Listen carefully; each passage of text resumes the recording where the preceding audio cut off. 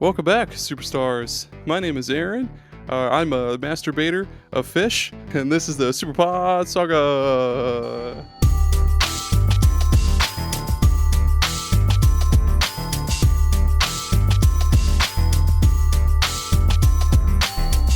That's right, SuperPod Saga. It's the podcast, for any first-time listeners, the podcast where some guests and I discuss a different video game topic each week. And when we're done discussing that topic, the guests and I will combine into this gigantic, toxic, undulating mass, and we're gonna take over Tokyo, and slowly As a the politician. Earth. Yeah, exactly. It'll be like that one dude from Men in Black, where it's like an alien inside of a person, but instead it'll be like Nave inside of me, inside of Nomad, inside of Brock. How's that sound? That sounds wonderful. Let's get it, fellas. Awesome. Fucked up lizard Megazord. Yeah, let's get that Tokyo. Oh boy. Yeah, joining me today is quite a few returning faces and a brand new face. One of those returning faces is the unofficial I guess second chair at this point. Nave, what's going on, man? How are you? I got promoted. I'm doing okay. My fucking head hurts because I've been making a Discord server, as you guys all know, and turns out that's difficult. So it took me like 3 hours just to understand what a bot even does. I had high hopes for this fucking place, and it is just a den of degeneracy now. It took like a grand total of maybe 45 minutes before it just all came crumbling down around me. All my hard work. It'll kind of like pull together after a while. Like when you first start it, it'll just be this fucking abstract mess of garbage and nonsense, but it'll pull together eventually. God, I hope. And another returning face, Nomad. Hey, I just talked to you like Tuesday. What's up, man? How are you? I am doing pretty damn good, Aaron. Yeah, it hasn't been too long since we talked last. It's been really fun hanging out, and I'm really happy you brought me back. So much appreciado, my friend. Absolutely, and a new face, newbie to SuperPod Saga, Brock. Is that your real name? Do I have to call you Brock the Swordsman, or can I just No, Brock? you could just call me Brock. That will work absolutely fine. Okay, cool. But I also had an interesting day, boys. I went to I went to go get on Discord today, and it just completely logged me out of everything. I don't know why, which wasn't a problem, wasn't a problem. I was like, I'll just log back in, no problem. So I go to log back in, and that's also a problem. I'm just like, okay. So I, for some reason, with my old account, Discord decided that, one, the email that I was using for that account just didn't exist anymore, apparently. They had no files of that email. So I fought with it for like 2 hours, and I just cut my losses and made just an entirely new Discord account. So I had to go to thankfully I got back to the servers that I was in, and I added everybody. I was like, hey guys, if I was in your server, I would happily join back in it again. If you could send me an invite. God, that fucking... It could be worse though. It's buddy of Nave and I. I think he got his account taken over by the porn bots or something. I remember some that. porn server. Yeah, I remember that. forgot. Happening. Yeah. I won't say who it is. I'll say bless his fucking heart. But man, that was some funny shit. I've had that happen to 2 friends now, including him. So he shouldn't feel left out. It's all right. We'll take turns popping your shows or whatever you guys do in there. Hey, Nave, go ahead and plug your podcast and any other stuff you got going on. I can see why you wanted me to go first, because you're biased, because our last episode had you on it. Yeah, well, yeah, you're right. You're right. Yeah. I'm one half of Gaming Together, a cooperative podcast, and like I said before, our last episode, as of this recording, so it'll be like weeks in the past now, but it's 141, World War Z. That one's going to have our boy Aaron on it. Aaron actually was on a ton of our shows, so go check us out over there and just Google search Aaron. I don't know how fucking podcasts work, honestly, but Google Who knows search how they Aaron. work? yeah, I have no idea. I think Nave, you've been on what, 1, 2, 3. Oh, by the way, I don't know what the fuck happened. You remember that like game show episode we did a while back with like Bill and Chris and all them? Yeah. For some ass reason, the episode got like re-uploaded to Spotify for podcasters, so now it appears as new to everybody, and people are just eating the fuck out of that. So that's cool. So if anyone's listening to this and you've heard that game show episode and you're like, what the fuck? That episode was from fucking 2 years ago. I don't know why it Yeah. re-uploaded itself, but My balls hadn't dropped yet. yeah, That's how exactly. old it is. I think you were recording on Discord on your Xbox at the time too, I believe. Yeah. So what I used to do before I had my computer died, and so I would get on Edge on the Xbox Series X. And I bought a webcam and just threw it on top of my TV, and I would just be standing, pacing around my living room, screaming loudly into a shitty Xbox headset. So it was really, if you want to make a podcast, you can do it. I promise. Like, I was a scrappy young lad back then. Scrappy. Young, dumb, and full of cum. Young, dumb, Yeah. full of cum. Innovation, gentlemen. Oh Innovation. shit, man. That's right. Modern problems require modern solutions. Oh man. Nomad, yeah, go ahead and plug your show. Holy shit. Yeah. Yeah, definitely. So my podcast is only about a year and a half old, and I'm about 39 going on 40, so this is like me in my prime years doing Yeah, buddy. podcast thing. But my show is called The Retro Wildlands, and on that show I check out mostly older retro games, but the whole shtick is I take you through the game by using music and sound effects to actually take you through the first part of the actual game itself. It's full of nostalgia, all the nostalgic tinglies, and if you've never played a game before too, my show is designed to where you can kind of get an idea what the show's or the game's going to be about when you listen to it. So it's a really fun time. You can find my show, I'm assuming you can Google it, will pop up. My little logo is all pixelated, and I have my dog on the show every once in a while. So if that's not a reason to listen to my show, I don't know what the fuck is. So Retro Wildlands, go check it out. Oh my god, have you seen our thumbnails for my show? You probably No. haven't. Dude, every single thumbnail since I started making art has my dog on it. So I think you would just go to our humble plug, our Instagram, Game Together Pod. Nice. But all of our thumbnails are there, and man, it's my favorite part of the show. I barely even like recording anymore. I'm just excited to put all the references in the show on the thumbnail. Oh yeah, there you go. When I was designing my logo, I started with a pixelated version of my dog, and I built everything around it. So there you go. That'd be nothing would make me want to listen to a podcast more than like if their cover art was just this like 120p image of a dog. Like it's just like 100 pixels. It's all fucking stretched out. It just looks awful, but it's a little pupper. Like I Hell definitely yeah. want to listen to that. Like what the fuck is up with that? What is it? Brock, yeah, go ahead and plug anything you're doing Oh, at all. okay, yeah, Podcasts, streams, whatever you So got I have going a on. I also have a podcast. There's three of us. It is called the Outcast Podcast. And gentlemen, the show's dumb. The three of us, there's no premise behind this show. We literally just spitball for an hour and talk about absolute nothingness. That's. But if you people are interested, it's on all platforms. You can find it anywhere. The Outcast Podcast, and yeah, You talk about nothing, and you haven't had me on yet? I know. That's Name's whole repertoire is talking That's- about nothing. That's literally what I bring to the table. I yell and I talk about nothing. Oh my god. So you can like leave comments on this is what I do. I fucking take control of everything.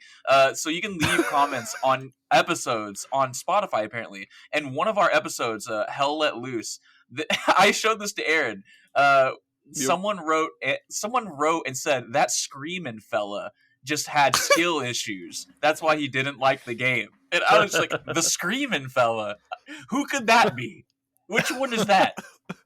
If you listen to the show, it's like the dichotomy between like how calm and like usually reserved Phil is compared to Nave, who's just fucking flying off the handle at all times. Like it's so good. Oh man. Our friendship is tested every week. It's to the push to the limit. Oh shit, man. This week we're talking about, oh fuck, how did I word it? Hated games that are good.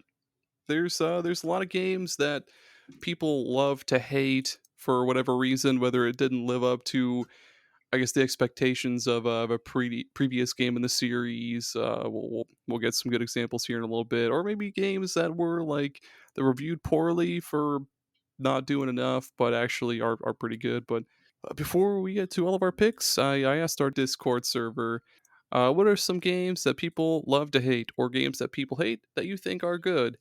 And I just want to give our Discord community a little voice, a little say in this Mhm. episode.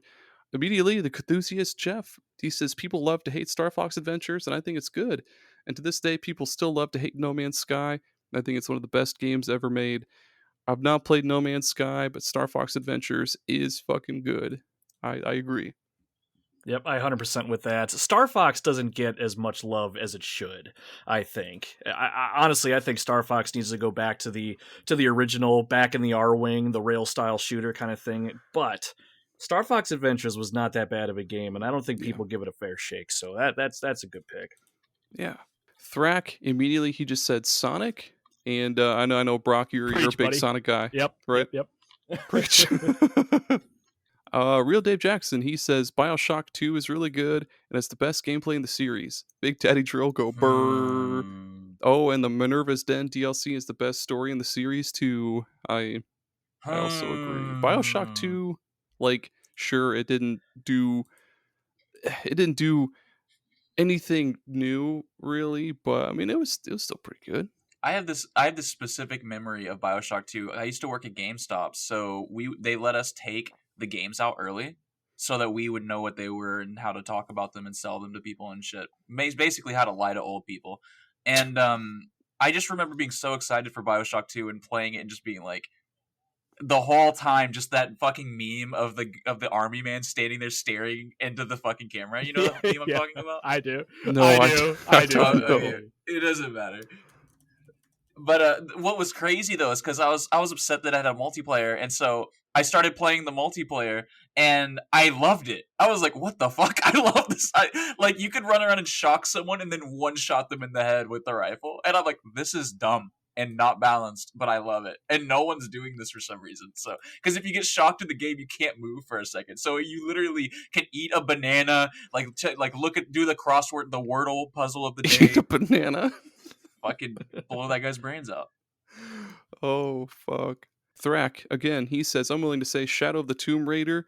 I don't get the hate. I'm enjoying it a lot so far. Was that the third one?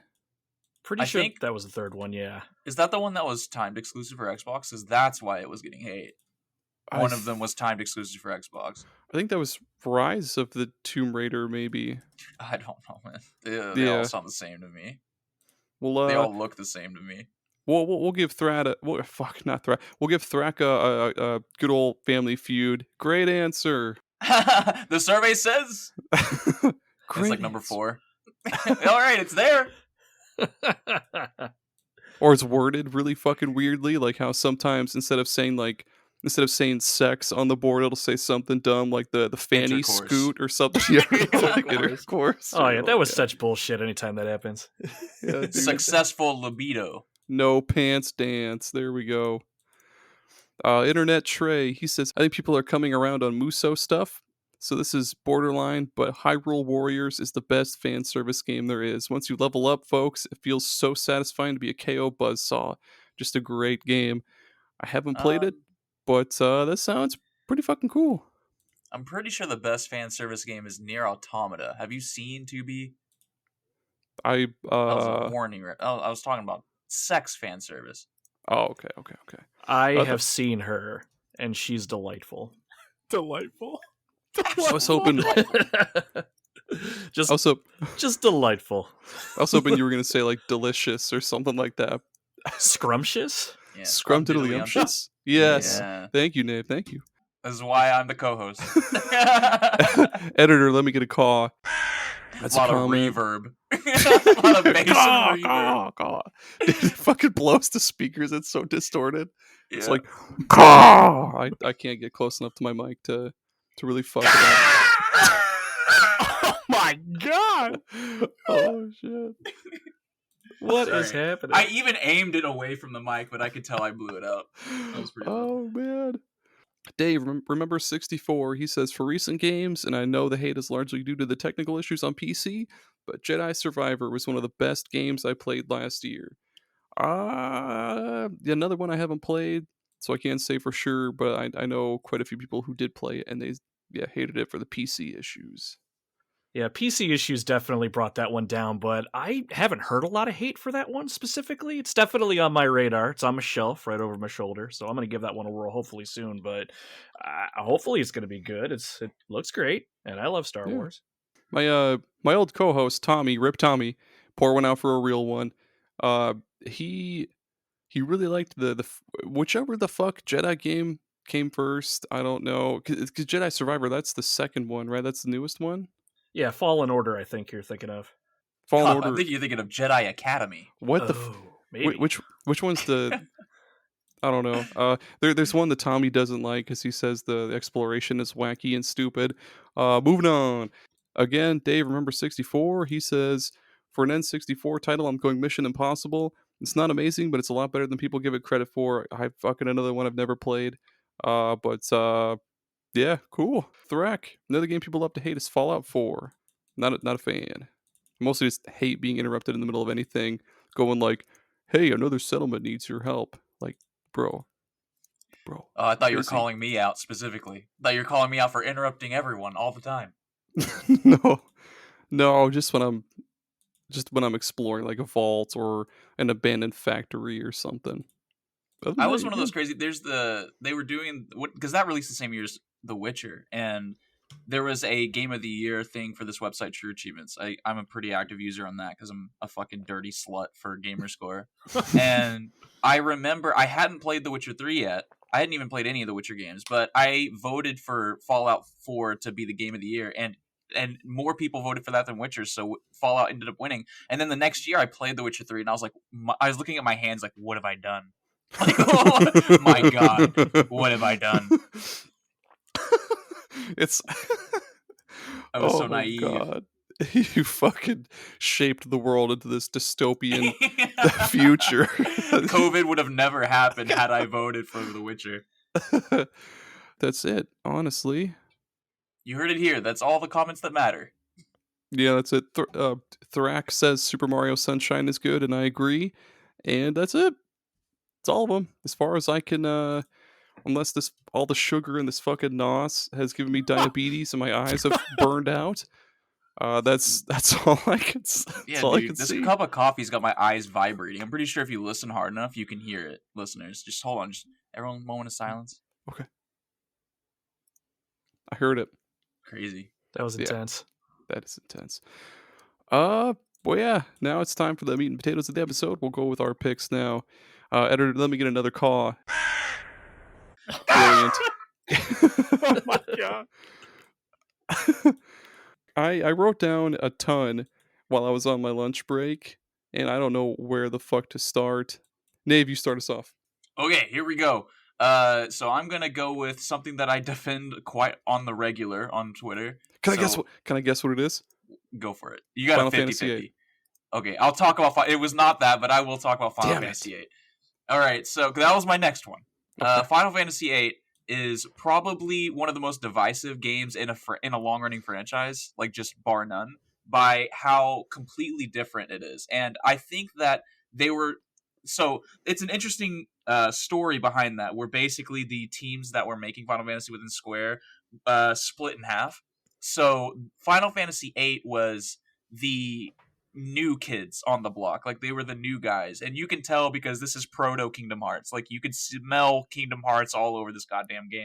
But Final Fantasy IX was being made by the old school game developers, and you can really tell with that game as well because it really goes back to its roots.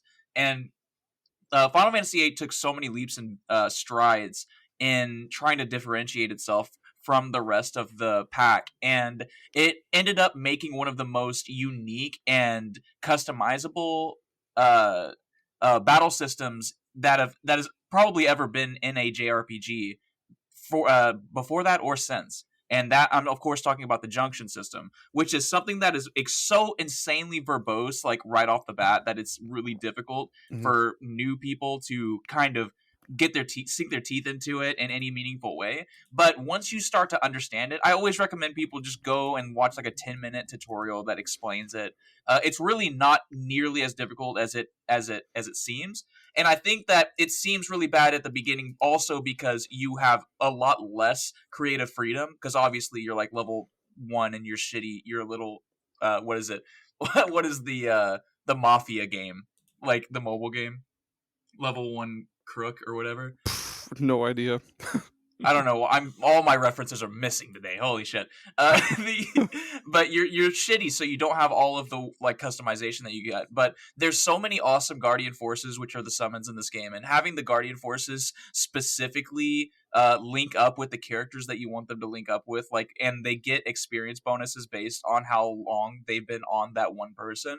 They have different abilities that they unlock, different trees, and then using those to mix and match to make your characters as strong as possible, to have resistances to the bosses you're fighting, or to be able to do damages to exploit weaknesses, or using magic in a way that is so unique where you're drawing it as an item rather than using it as in a normal sense with MP and shit like that. So I've been going on for a minute, but man, I fucking love this game so much. The soundtrack's one of the best in the game, and people shit on the story, but these are teenagers you're playing. People forget that. Like, they look like badasses, but there's just angsty teenagers. This is just a drama, and if you look at it through that lens, it's nowhere near as bad as you think it is. It's definitely way better than Final Fantasy VII's story.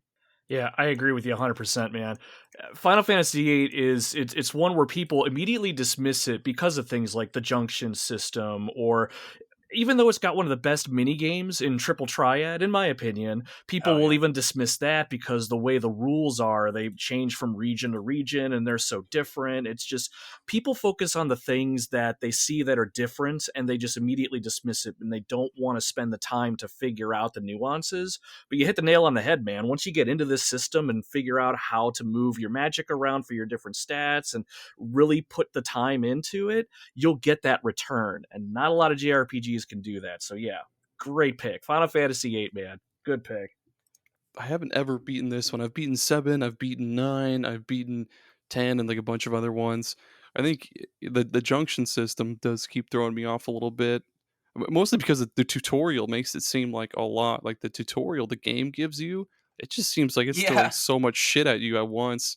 I probably do just need to watch a tutorial on YouTube, someone actually explain it to me. But it is a fucking awesome game though. Like, the gameplay is really cool. The whole draw system is super fucking cool. The fact that you can just draw Guardian Forces from I think it's like bosses and shit, and you can steal spells from enemies. I like how when you're doing the limit breaks, especially for like Squall, you have to like time your button presses for the I have no idea if I'm going to pronounce this right. Renzokuken? I don't know. But yeah, it is a fucking cool game that people love to hate for no reason other than they love 7 so fucking much. I think another good thing is that it's never been more accessible, because whenever you buy the modern versions of the game, you can use all of the cheat codes. It's the same with Final Fantasy IX and Final Fantasy VII as well. But this game specifically, there's a cheat code that just gives you a bunch of magic right out of the gate. So if you don't want to fuck with it, you can do that. And also there's an auto junction system in there built in so that it kind of optimizes, quote unquote, for you. And so the only thing that you need to worry about is what your Guardian Forces are learning with their experience that you're getting from fights. And so, like, even if you just do it straight like that, you can play it essentially like it is Final Fantasy 7 or 9. Like, you can legit just completely disregard the junction system, and it's there whenever you feel like you want to start diving into it. That's the beauty of it. Like, you don't actually have to like understand it that much. I was like a fucking 9-year-old kid whenever I played the game the first time, and I was like learning about it. Hell yeah. Hell yeah. Fuck, Nomad. No, what's your first pick?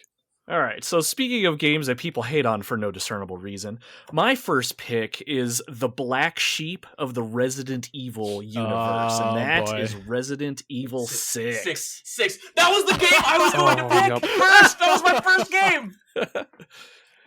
Did we just become best friends? We just became great friends.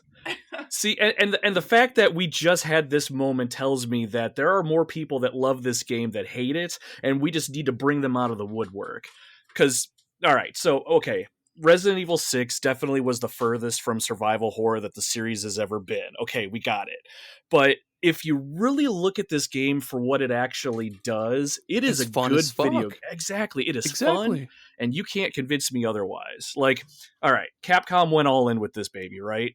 4 campaigns, so 7 or 8 playable characters, and each of these campaigns are part of a bigger story that as you play them, you kind of put the pieces together, things like that.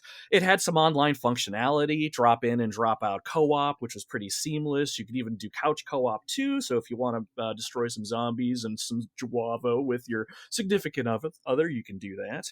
But with these online features too, what it tried to do was if you've got people online playing a certain scenario and their scenario interacts with yours at the right time, you can join them online at the same time. It's a stupid idea kind of in practice because it relies so much on happenstance chance, but it was a really innovative idea. But to Aaron's point, this game is just fun. The combat is fun. It's very easy to move around and move and shoot. And the dodging mechanic is so easy to pull off. Like, come on. How many times have we been like looking down the sights of a monster and it's about to jump, but you just press one button and move yourself to the right. You dodge out of the way in the nick of time and you fall on your back, John Wick style, and shoot somebody else that's coming at you. It's extremely fun, very easy to pick up. There's skill points that you can grab as you go that you can slot in to somewhat customize your character. It gets a bad rap because, sure, it is not a good Resident Evil game, quote unquote, and I think I agree with that. But as a fun, genuinely enjoyable game to play, Resident Evil 6 is a fantastic game, to the point where, and this is my proudest gaming achievement, gentlemen, by the way, I have the Platinum on the PlayStation 3 version and PlayStation 4, 1,000 gamer score on Xbox 360 and Xbox One, and I'm in the middle of playing it through my Switch. Oh my god. Oh yeah. This is my number one guilty pleasure game, bar none. Resident Evil 6. There we go. Beautiful. I also really love to you're talking about how you can just like dodge and lay on your back or whatever. One of my favorite stupid things that games can do is like when you do like a dodge, like dive or whatever, you just land on your back. Then you can just lay there on your back, just lay there with your guns pointed in the air, just kind of chill, be like, "Hey, what's up? What's up?" Yeah, it's fucking laying there on the ground on the concrete. I love dodge mechanics in any game. There's just something about just ducking out of the way in the nick of time, and then being able to stay on the ground. Like I played a bunch of The Last of Us and The Last of Us Part 2, and that was kind of part of it too. You could dive and lay down, and I would just lay on a random couch outside, wait for someone to move by, just pop up, be like, "Hello," and you're done. Just it's satisfying. That is one thing that people really underestimate about Resident Evil 6 is how fucking absolutely funny it is. Like, especially in co-op. Like the humor factor is insane. And the developers were aware of it as well. Like, there are a lot of little Easter eggs that you can do, like going to the park and like sliding down the slide and stuff like that. Like they knew what they were doing, and they just wanted to make a really fun and bombastic experience. And whenever you brought up the co-op, from going from 2 players to 4 players during the boss fights, and I like, while it was in theory like kind of a miss, whenever the game first came out, that shit was bumping, man. And I actually I made friends because just from the random interactions that we would have, because I think if you were talking in game chat, you might be able to hear each other, but I was always in a party, so but like you could still kind of like look at each other and go no, or like they were like come on, and you could hear each other screaming like at your partners normally, but like your teammates could hear it as well. It's like there was just so many different like scenarios that were possible because of that, and I've never seen another game try to do something like that since. No, and it was even fun too, just dropping in with a random person going through part of the campaign, and maybe that person never played that particular part of the level before or something like that, and you as the veteran can kind of stand back and guide them through. It was a different experience based on who you met up with, and you're right, no one's really done it, I don't think, that well since. I really also love the fact that that game has a fucking Dark Souls invasion mechanic where you can Mhm. just spawn in as just random zombies, and it is so funny because it is immediately obvious which zombie is the human controlled one, because like they're dodging, they're serpentining, they're just trying to just get to you, and they're so fast. It's so great. It's really fun, man. It's that game was so full of content, and it blows my mind, especially in modern day when games are always completely unfinished, to look back on Resident Evil 6 and just admire how much they packed into that game and how that was used against it, from longtime fans. Like all of the stuff all the diverse content that they were given, they ended up using that against them in a way that, like, oh, this isn't Resident Evil, look at all this, look at how different it is. Whereas all campaigns are basically different kind of eras of Resident Evil, just in general, it feels like. Yeah. And it's Oh just yeah, I such a can see shame. that. Dude, and Jake's campaign, where you can do his like hand to hand combat shit. Oh, that was so Yeah. fucking fun, dude. Just palm blasting enemies to death and shit. Oh, that was so good. Yeah, Resident Evil 6. Fuck, that was just such a fun game to play co-op. I know uh Resident Evil 5, another game that people love to hate, because again, it came after fuck Resident Evil up until, 4 was this like juggernaut series, and then 5 got a lot of hate for being too actiony or whatever. Fucking great games. Really great games. Hey Brock, what's your first pick, man? Okay, so I could go two ways here. Looking at my notes, I think I'll save that one because I know everyone who knows me is just waiting for me to go in on that one. But so for my first one, I'm gonna pick Ooh. Fire Emblem Engage for the Nintendo Switch here. Ooh, okay. Every person personally I've talked to, they just seem so like me. It kind of sounds like I'd be exaggerating, but from the conversations I've had, and maybe I'm not talking to the right people, but I have not heard one small positive about this game at all. And I personally really liked it.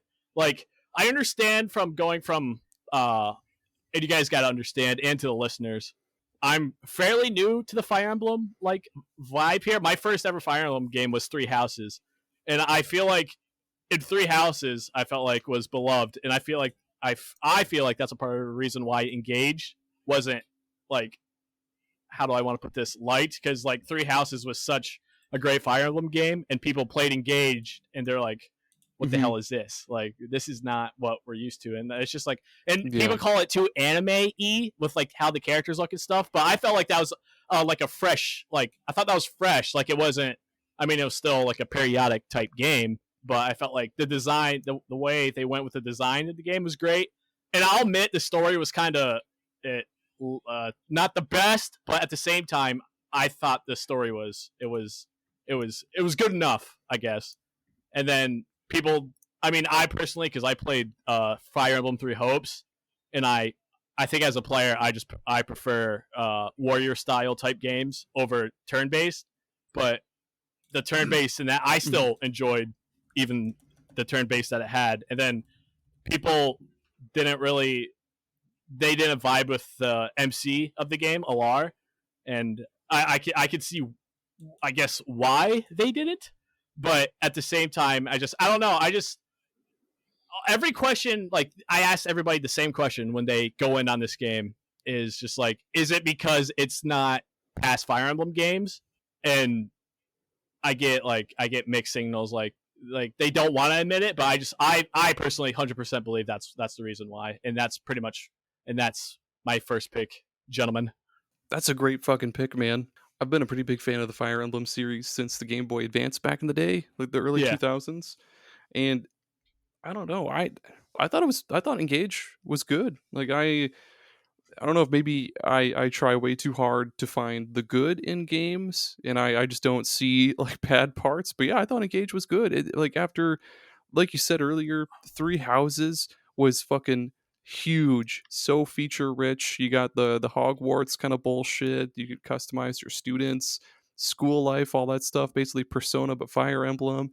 And then coming off of that, basically, I think the hate with Engage was just that it was it was watered Uh-huh. down compared to compared to Mhm. Three Houses or whatever. But I mean, it's just basically classic Fire Emblem at its roots. Nothing more, nothing less. It reminded me a lot of like the Game Boy Advance era Fire Emblem games where it was just turn-based strategy.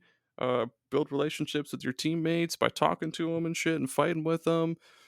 And then they had all that awesome fan service from like past games with the Mhm. emblem rings and Yeah. shit like that. Yeah, I thought Engage was pretty cool. Yeah.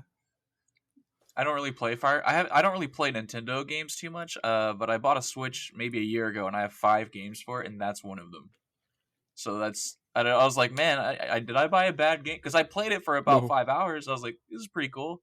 Yeah. Yeah, if you like turn-based tactics games, Fire Emblem Engage, it's not a bad purchase. It's fun, You man. heard it here first, everyone. Too bad I don't got no Xbox achievements. Could you fucking imagine? Fuck, I guess this will lead into my now first pick. Tokyo Mirage Sessions. Uh this was one for the Wii U and Switch. Tokyo Mirage Sessions is basically this like it's supposed to be a crossover of Fire Emblem and the Shin Megami Tensei series. How the fuck do I explain it? It's basically like a Persona game, but just like really J poppy kind of. So it's so instead of being like a high school Mhm. sim like Persona, you're instead each character in your party. Oh man, no. So before that, I guess each character in your party they work for this like talent agency basically, and each character in your party excels at something different. Like one character is like a pop idol, one character has like a cooking show, one character does like power. He's like like a stunt man for like a Power Rangers type Mm. show, shit like that. Each character has I think what's called like a mirage, which is basically just their persona. I think they're called mirages, whatever. But each character has a different mirage or whatever that is basically just a different Fire Emblem character. So like the main dude, he has Crom from Awakening, I believe. Another character has Tharja, also from Awakening, and just a bunch of other shit. But then the combat is super reminiscent of fucking any Shin Megami Tensei game where you're supposed to be uh, identifying enemy weaknesses, and when you attack those weaknesses, you gain extra turns. Fuck yeah! When you attack an enemy's weakness, you basically will like depending on different. I forget what the skills are called, but like you can equip different skills to your allies so that when you hit an enemy's certain weakness, it'll trigger an attack from your allies, and you can basically just stack multiple attacks up that you can you attack an say you attack an enemy with ice, you can then trigger each of your fucking teammates to attack like 3 times in a row or something fucking wild. It's nuts. It's a really fucking good game that I think really gets beaten down because one, it's not fucking Persona. Two, it's not as Fire Emblem as people want. Three, it's not as mainline Shin Megami Tensei as everybody wants. And four, because people suck. It's a great fucking game. Like if you just buy it and play it, it's fucking good. If you're into like super Japanesey JRPGs, it's great. Yeah, I don't have a lot of experience with the Persona series specifically, but I played the shit out of Persona 4 Golden on my PlayStation Vita, the best handheld gaming device ever. Nice. But I've never heard of this game before you said something, so I was looking it up while you were talking. But no, this seems to really scratch that Persona type of itch, and it seems to be overshadowed by Shin Megami Tensei and the Fire Emblem series in the sense that this almost sounds like just an imitation, not I don't want to say rip off, but just looking at it, it's like we could tell what you were trying to do, but there's been better out there kind of thing. But based on how you're describing this, and it's pulling a little bit from each of those series, I mean, this kind of sounds like a no brainer for anyone that's a fan of either series. So this is now officially on my radar. Yeah, I'm telling you, man, it's really fucking good. People like to hate on it because whenever I try to bring it up to anybody who has played Persona, they'll be like, "Oh, it's just trying to rip Persona off." Well, like, no shit, it's made by the same fucking people. Yeah. But Yeah. but no, it's really good. I put like damn near 100 hours into it, and it's got the same kind of a cool cast of characters like Persona. It's got cool character building and world building, skill progression, shit like that, similar to Persona and Fire Emblem and shit like that. It's rad. It's worth a play. Nave. All right, so I guess I can start talking about Duke Nukem Forever. Oh Yeah. shit. All right, so this game gets shit on quite a bit for good reason. It took a long time to come out, but the development was extremely tumultuous. For one, it changed hands multiple times throughout its development. So it's not like the game was constantly being worked on for the entire duration that it was since it was announced. But the game, it's mid. It's fine. You know, it's not a terrible fucking game though that everyone would claim that this is probably one of the worst games to ever exist, and that is just vehemently not true, especially post Godzilla, or what was it? No, it's King Kong and Lord of Ring Gollum and all of these fucking games that came out. This game functions. And I have particularly really good memories of it because I bought it when it first came out. Me and my friend Victor, my friend from high school, and we raced to get all 1,000 gamer score in it, which requires 2 playthroughs. And because you have to play it on the hardest difficulty, and I think you have to unlock it if I remember correctly. So I was beating the shit out of him for a long time. And then I got stuck on the final boss, and I just could not beat it. And I was starting to get angrier and angrier, so I was starting to play worse and worse and worse and worse and worse. And then he lapped me and beat me at the fucking finish line. Like I basically tripped and did the Peter Griffin the whole fucking time. And he ended up beating me, and I'll just never forget that humiliation. And ever since then, it has driven me to be a better competitive gamer than everyone I ever play against, to the point of heart palpitations. And I attribute that to Duke Nukem Forever. I will die because of heart palpitations stemming from Duke Nukem Forever. Can't you in Duke Nukem Forever? Can't you also, like, in the beginning take a poopy out of a toilet and just throw it at stuff and make little like poopy splats? That's cool. That's worth playing. Yeah, man. You can 9 draw out a of 10. dick on a whiteboard With that poop. Hell yeah, dude. No, you have to use a marker, unfortunately. Oh, damn it, that sucks. Missed This opportunity. isn't Baldur's Gate. What are you expecting? I doubt anyone has anything good to say about this game, so I don't know. it's exactly what I expected from a Duke Nukem game. Yeah, I've played some of the older Duke Nukem games when I was little, like the kind like I had to hide in my room and play because my mother would certainly have grounded me if she found out. But I love the series when it was older. I never got a chance to play Duke Nukem Forever, but everything that I saw, even never playing it, I feel like this game just got a bad rap. I think the expectations were just way too high because it took fucking forever to come out, and people were just flat out disappointed with it. But it's always been a game that I've seen as, even if it is mid and just kind of decent across the board, there's nothing wrong with a decent video game. So one of these days I'm going to tackle it. Right on. Well, yeah, what's your next pick, Nomad? All right, so sticking with my previous Black Sheep theme, the next game on my list is the third installment of the Dead Space franchise, which is Dead Space 3. So for those that don't know, that have been living in a cave most of their lives, the Dead Space series is one of the best survival horror experiences, takes place in space, and has one of the most unique enemy classes, the necromorphs. And you can't just kill them by shooting them in the head or anything like a typical zombie type of combat scenario would play out. You have to kill them by dismembering them, cut off their arms and legs. And in the original games, you're playing a guy named Isaac Clarke, and he's just kind of your everyman, and he's using engineering tools to try to stave off the enemy while he makes his grand escape.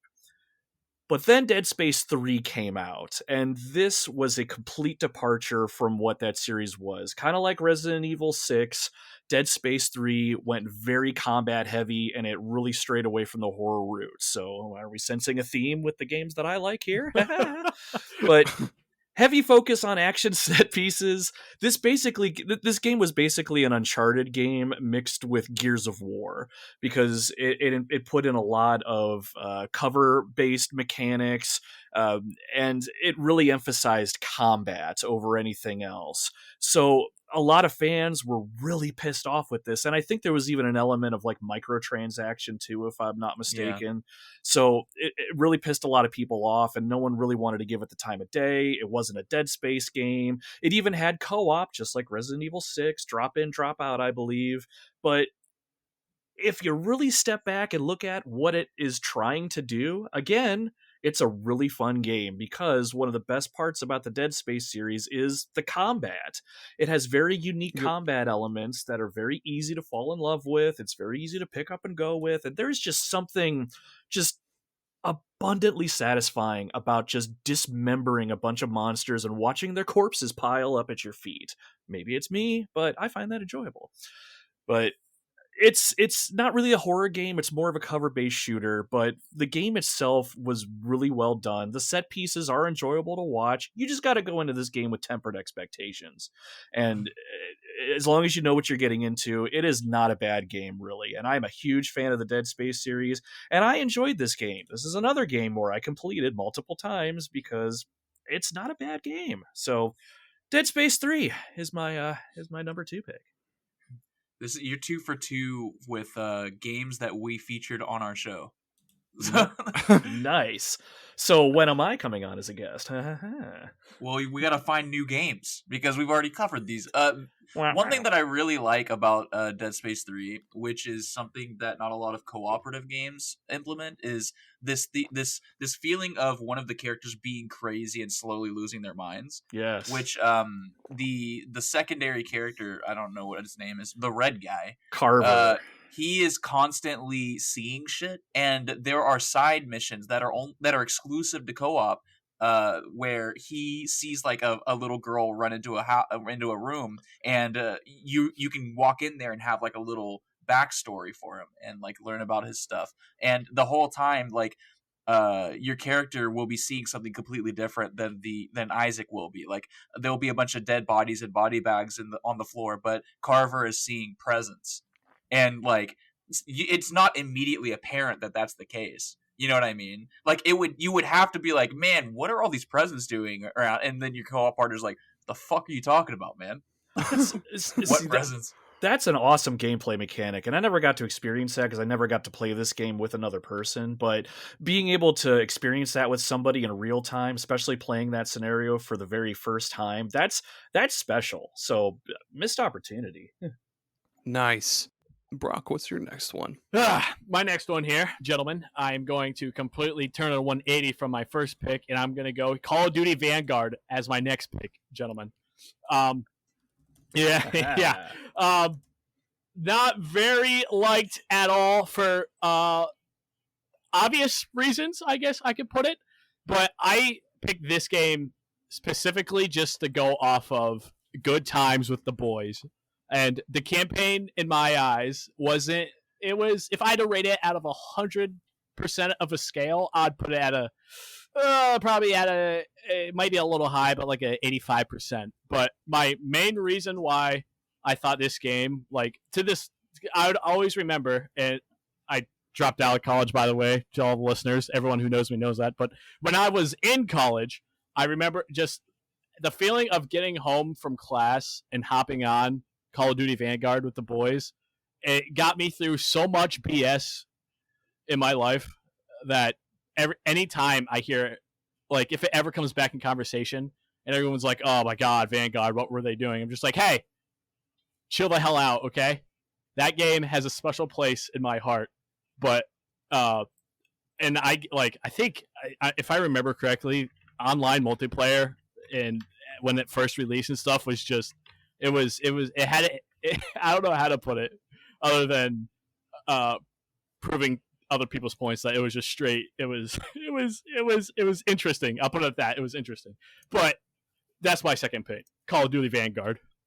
Yeah, you can't put a price on a game that makes you feel that way, regardless of how bad it is or good it is. If it's one of those you can come home to and it brings you to your happy place, that's awesome. I heard Vanguard wasn't all that great, but I've not personally played it, so I can't speak to it. But that's the mark of a good game through and through. Makes you happy. Yes. So good pick.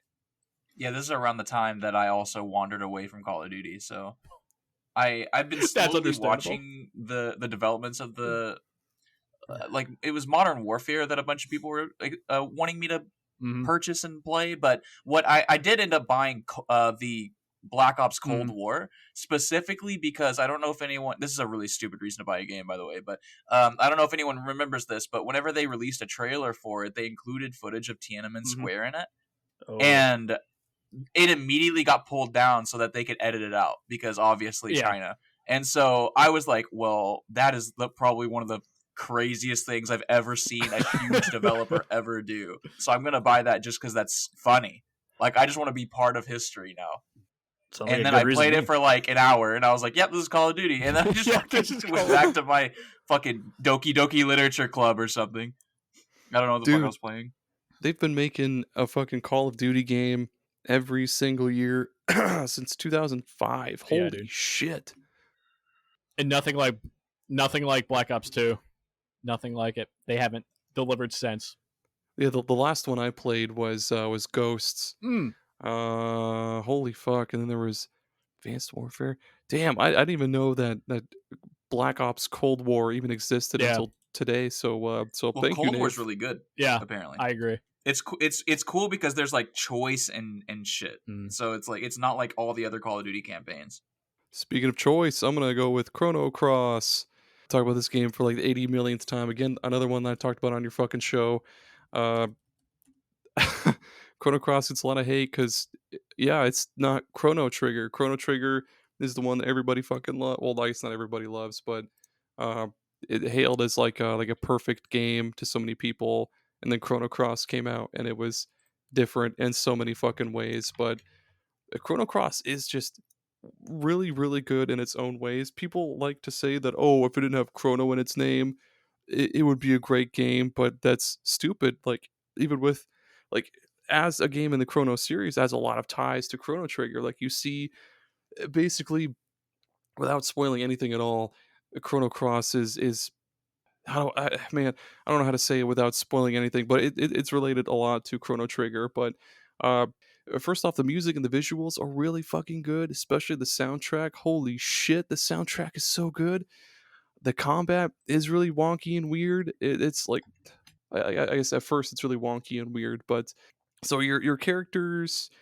Oh, how do I explain it? It's turn based, but kind of not. Your characters, when you go to attack, you can do a light attack, a medium attack, or a heavy attack.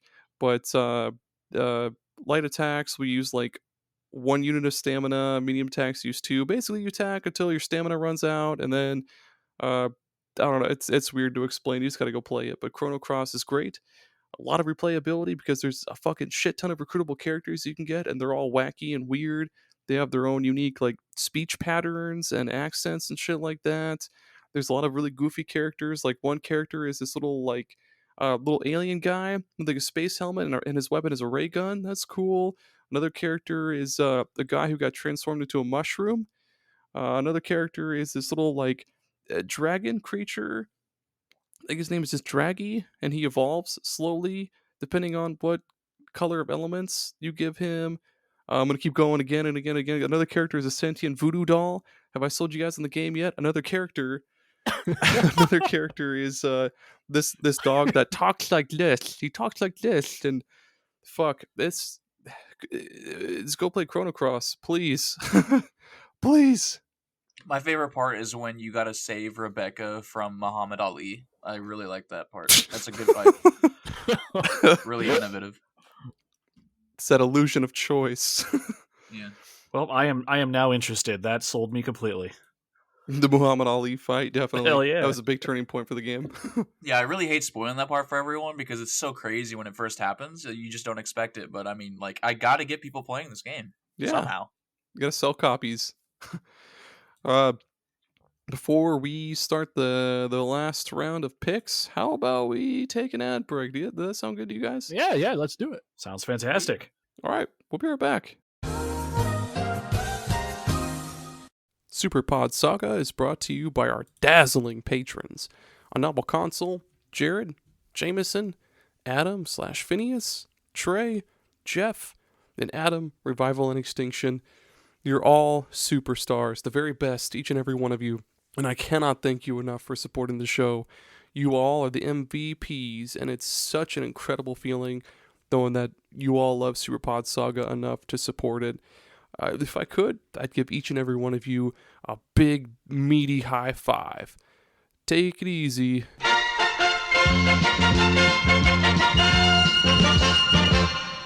Got just the thing for you. That's Bones Coffee. Bones Coffee is not your usual coffee company. Of course, it's all sugar-free, gluten-free, all that stuff because it's just coffee, nothing added to it. But they roast each batch of coffee beans to your order, and they've got just a bazillion different flavors to choose from. They've got your usual French vanilla, salted caramel, they've got Irish cream, of course they've got decaf, single origin coffees like Kenya, Guatemala, stuff like that, even what they call high voltage, which is extra strength, extra caffeine, but they have all sorts of other awesome kind of out of the box flavors. They've got ones like cotton candy, maple bacon, and even mint chocolate chip ice cream. And they're always coming up with new crossover flavors, like they've done a bunch for Nightmare Before Christmas, Indiana Jones, even Spider-Man, of all things. And they're also coming up with new seasonal flavors all the time. If this sounds right up your alley, feel free to use the link in our episode description and use coupon code SuperPodSaga at checkout to get 20% off your order. That's SuperPodSaga at checkout to get 20% off your order. And if you're not just in the market for coffee, you can also get some sweet mugs. They've got lots of cool shirts. They've got all sorts of different brewing equipment like French presses, stuff like that. Just head on over to bonescoffee.com, or again, use the link in our episode description and get 20% off. Get yourself a new interesting flavor and spice up your morning routine with Bones Coffee. I really hope you enjoy. I'm a really big fan of it, and I hope you find one that really hooks you. Thank you so much for listening. Have a good one. It's really important to stay hydrated. They say to drink 8 to 10 cups of water per day to stay properly hydrated, but sometimes that can be difficult to do and completely inconvenient, and most of us don't feel like carrying a gallon of water with us at all times. But that's where Liquid IV comes in. Liquid IV is the category-winning hydration brand fueling your well-being, and their hydration multiplier is the one product you're missing in your daily routine. In just one stick, you get 5 essential vitamins and 2 times faster hydration than water alone.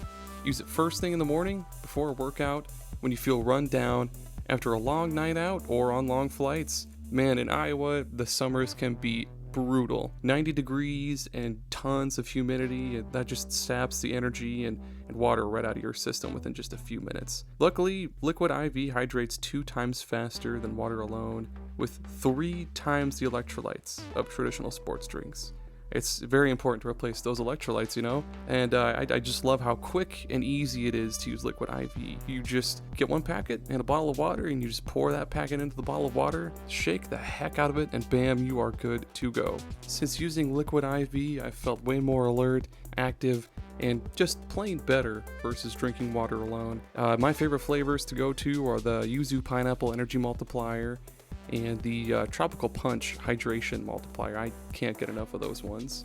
And what makes them even better is, like I mentioned earlier, they're packed with 5 essential vitamins like B3, B5, B6, B12, and vitamin C. And again, 3 times the electrolytes of traditional sports drinks. And they're non-GMO and free from gluten, dairy, and soy, which is just great. So you can get 20% off when you go to liquidiv.com and use code SuperPodSaga at checkout. That's 20% off anything when you shop Better Hydration today using promo code SuperPodSaga, SuperPodSaga at liquidiv.com. You have a great one, superstars.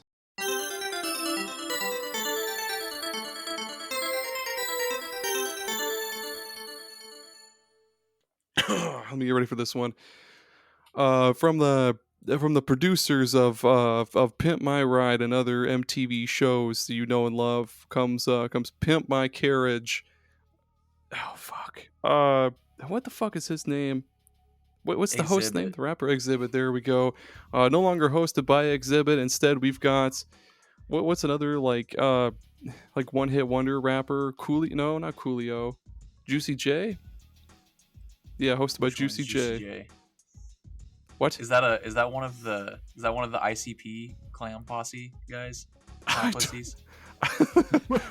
Insane clam pussy. I don't know, man. Pimp My Carriage. Hey, instead of West Coast Customs, we've got this barn full of Amish dads. They'll take your old raggedy, poopy, dumpy carriage and they'll rebuild it, repurpose it into some bumping, pussy slaying mobile, like you've never ever seen before. And they're shirtless, and they are buff. Yes, they they'll have suspenders covering their nipples. Because I mean, come on, you gotta have some decency. They don't have MTV. refrigerators. They have to fan their food all night to keep it cold, make sure it doesn't spoil. So that really helps with their ability to maneuver around the carriages, which we get all on camera. Yes, and and because they don't have fridges, they have to salt their food to preserve it, so their sodium intake is through the fucking roof. But I mean, boy, they handle it because they're installing all the fucking. I almost said hydraulics, but they wouldn't have hydraulics in a fucking Amish barn. They do have hydraulics, but they're not electronic. So what it is it's attached to the horse, and you just have to hit it harder, and the horse kicks the carriage, and the carriage lifts up. It's really cool. They've got shit. They've got a whole like blacksmithing station set up in the back of your carriage. There's plenty of room for people to like lay out and chillax, hang out by the fire, the blacksmith fire. But also, yeah, you got your blacksmith back there. Ting! He's going ham on some horseshoes or a nice. Do the Amish actually nice have blacksmiths? Dagger. Yeah, nice dagger. In case you're going downtown, yeah, you gotta have. It's gonna unfortunately cost you 3 gold coins, so you're gonna have to go and get like a transaction at a bank. You have to get that. Get that whatever converted. It's called. Yeah, converted. Nomad, help me out. What else have they done on Pimp My Carriage, the hit new MTV show? Jeez, if nothing else, think of it this way. How many times have you seen a carriage go down the road that's blocking your way down the roadway and you gotta sit and watch it go by? At very least slow. once every decade. Exactly. So when that decade comes, you need to make sure that carriage is in tip-top shape visually, so it is stunning to look at, and it all starts with that horse up front. The bridle and everything is beautifully done with LED lights that are blinding with dazzling effects. That's And that Like horse has so many lightsabers. stickers on it. They've slapped like 8 million stickers on that horse. It goes so much faster with those flame stickers that they got from Nintendo magazine from 1998 that they just had way too many copies of. exactly. They got them out of a landfill. That's right, because what do you do with stickers? You got to stick them on shit. Where are you going to stick them? On a horse's ass. So Exactly. there you go. And they've got cool like Chinese dragon like vinyl decals or whatever on the side of your carriage too to make it look sweet so you can pick up those hot Amish babes. Brock, what's your favorite segment on Pimp My Carriage? Oh, of course. It gives the new meaning to riding dirty. Oh yes, you guys forgot the best part actually. If you guys act now, if you go out, stop this podcast episode right now, put it on pause, and you go out and you will get a special deal of your own. You're probably sitting there, you folks at home, probably wondering what type of deal you're wondering. Well, I'm about to tell you guys. If you go out now, go pimp your carriage. Jesus Christ! Oh my god! Jesus Sorry, my dog What just jump scared the shit out of me, dude. You'll get My one dog jump just scare. put her nose right in my crotch. You'll get one jump scare if you go out and order this this fucking carriage right now. What the? That was so loud. That was so loud, dude. Oh my I'm god. sorry, dude. My dog put her nose right in my crotch and scared the fuck out of me. I didn't know what the fuck that was. I thought you had a fucking heart attack and died or something. That was my knee. Your whole desk. That was my knee slamming into the fucking desk. Holy shit. Oh man, yep. That's Pimp My Wheelchair coming to or not wheelchair. Psych! That's season 2, buddy. Everything we just said, psych, it's actually a wheelchair, everybody. Coming to MTV spring 2025, baby. We'll break Juicy J out of prison. Or is Juicy J alive? Hang on. Who is Juicy J and why the fuck am I thinking of him? See if there are any tour dates in Insane Clown Posse. Insane Clown Pussy or whatever. He is alive. He is not in jail. Thank God. Okay, we got him. Spring 2025, baby. Last time on SuperPod Saga. I spilled coffee on my fucking keyboard. Oh, yikes. I think we're back. Yeah, we're back. Yeah. Nave, I think it's your turn. Oh, let me see. Let me think. Yeah. I'm trying to pick one that I can actually talk about, because really the first two were the only ones I had anything to say about passionately. Let's talk about Brink, I guess. that one's fine. No, that's a good one. Yep. All right, Brink was a Bethesda game. This was back when Bethesda could do no wrong, in my eyes. There were the three big boy B companies, Bethesda, Bungie, and I forget the other one. I really do forget the other one. BioWare, that's it. All right, so Brink, whenever Brink was coming out, I was in high school, and everybody was freaking out about it. And in our high school, everyone was playing on the Xbox 360. We were all fucking best friends. I was a pretty popular boy, and it was a high school that didn't really have cliques, so like all the football people were smoking weed with the skaters, and fucking we were all drinking with the cheerleaders and shit, so it was pretty cool. And everybody was going to buy Brink. And so I had this really weird experience where I never played Brink not in a full lobby full of friends, and we were all in separate parties, and we were texting each other, talking shit and everything. So we had a fucking blast. And Philip remembers this differently because he just wanted to play Halo the whole time, but nobody wanted to play Halo because everybody had Brink. So it's a really strange experience whenever years down the line, because Brink is free now on Steam and people still play it, but I played it with my friend Victor, the same person I lost Duke Nukem Forever to, and that game is really rough.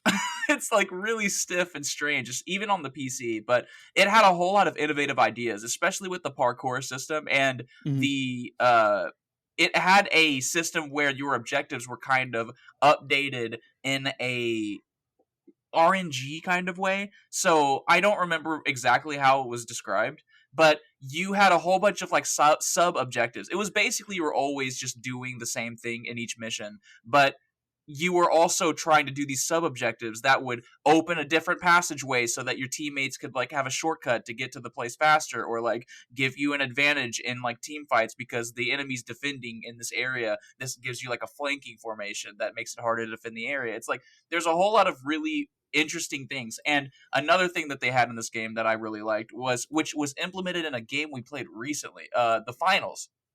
The finals ripped something straight from Brink, and that was having 3 body types that changed the way that it changed how fast your character was, how nimble they were, and also gave them more health depending on how big you were. So that was something that was really interesting, that you could like kind of customize your characters in a way in this like multiplayer arena, and not a lot of games were doing that.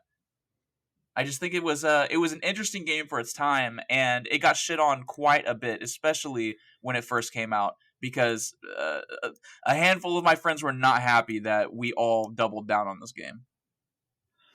Yeah, I don't know if it goes to say that this was a little ahead of its time almost, but there was a lot that this game brought to the table that I see in a lot of games nowadays, little bits and pieces. Those body types specifically. It seems like such a basic mechanic, but choosing between a light or a medium or a heavy body type and all the benefits or the negatives that kind of come with it, just that alone, it's those type of gameplay mechanics that I think people take for granted and just see as, I don't know, just something maybe stereotypical of a genre or something like that. But there's a lot to like here. And this game, I 100% agree with you, Dave, completely underappreciated. It was reminded me a lot of, I guess retrospectively, it reminds me a lot of like a mix of Overwatch and Team Fortress 2 almost, but like with that parkour system was really fucking cool though. What was it? If you like held down one button, you just ran, You and just whenever win. you came across, you would just your character would just do automatically and shit. That was really fucking cool.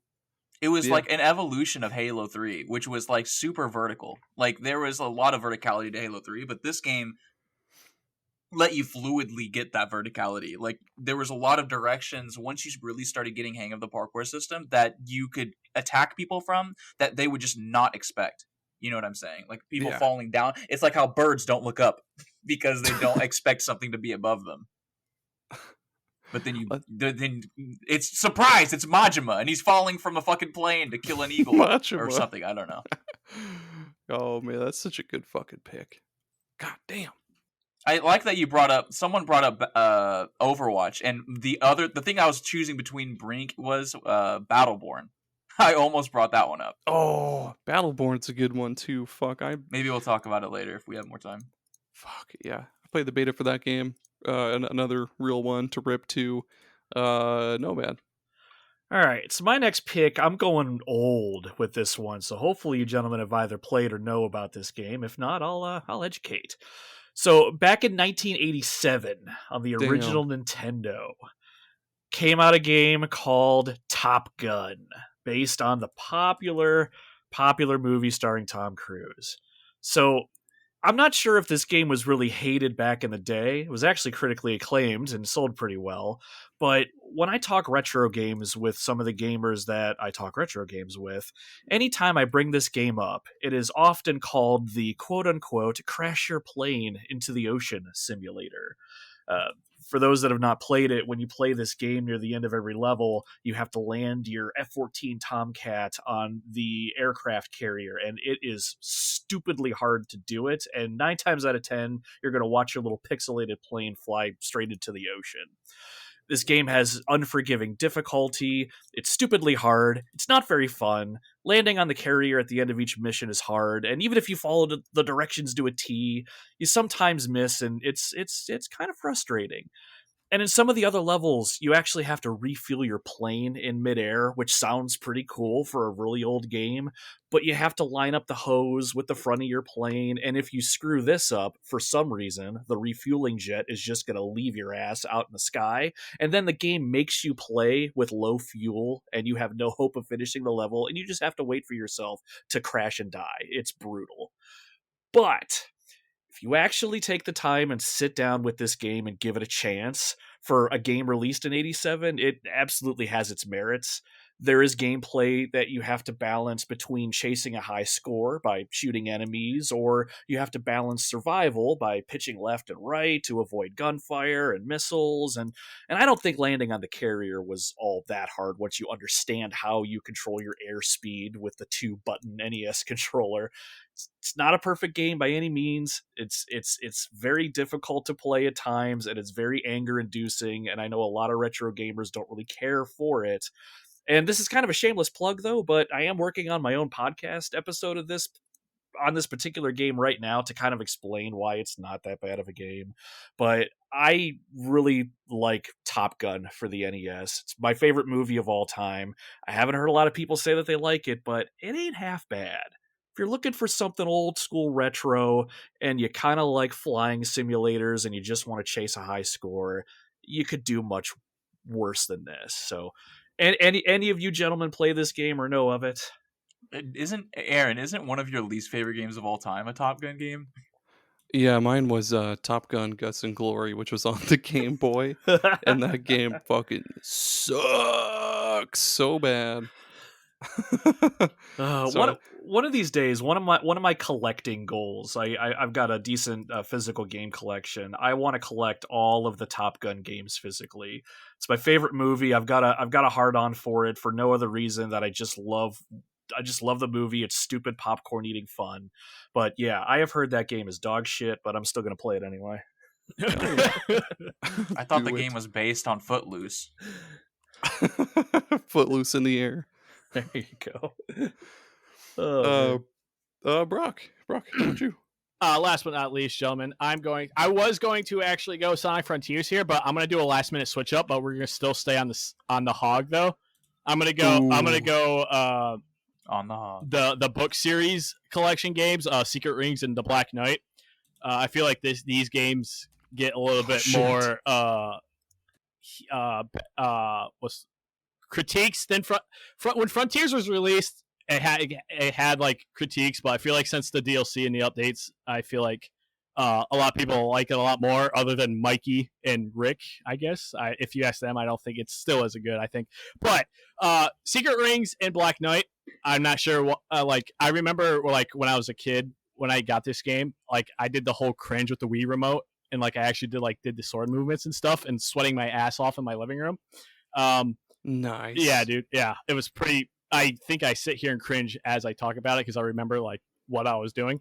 But I mean, I replayed it with on the not recently, but it was like 2-3 months ago. I replayed both of them, and I thought I sat back, and I don't know if this was just me blindingly just like enjoying it because I'm a Sonic the Hedgehog fan, but I thought for what it's worth and like how its age was shown, I felt like the stories are great. I mean, the graphics showed its age, of course, but I mean, Darkspine and Secret Rings with that transformation and that cutscene, I always thought it was badass. And Excalibur is, I mean, Sonic the Hedgehog has a effing sword. I mean, I guess it can be a critique, but I just find it badass as fuck in my personal opinion. But either way, I mean, if anyone who knows me, I will bat for Sonic. I will go to bat for Sonic the Hedgehog any day of the week. So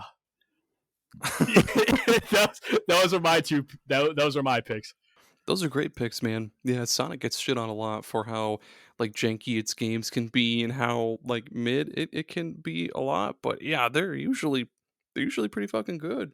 And respectively so, because like I'm gonna bring it up. 06, like I can't defend 06. I'm not sure what the fuck they are doing for 06, but like I just respectfully so.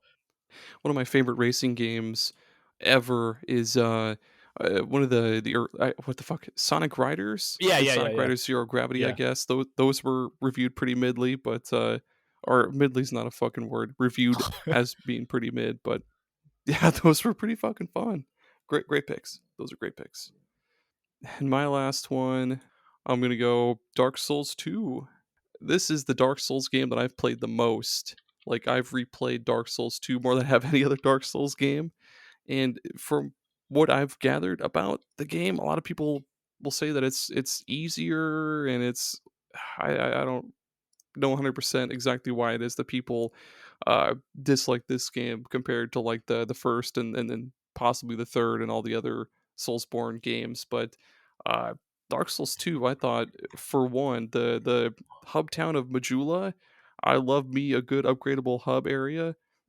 That gets my boner raging more than anything else in the fucking world of video games is an upgradable hub area.